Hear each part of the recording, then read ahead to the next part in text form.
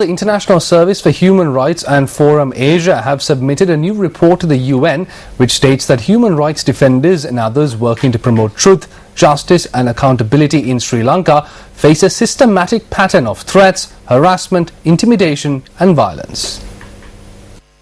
The report documents over 20 cases where human rights defenders have been attacked by state and non-state actors in connection with their work. Pooja Patel of the ISHR notes that human rights defenders working in Sri Lanka face an increasingly hostile climate with threats ranging from legislative restrictions on the right to freedom of expression, enforced disappearances, torture and even murder.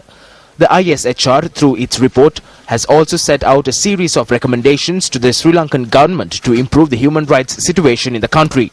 The recommendations include removing military oversight from the National Secretariat of NGOs, holding the right of all persons to access and communicate with UN human rights mechanisms, and ceasing the use of the Prevention of Terrorism Act against human rights defenders and journalists. The UN Human Rights Committee will review Sri Lanka on the 7th and 8th of October 2014 in Geneva and is expected to issue its findings and recommendations around the 31st of October.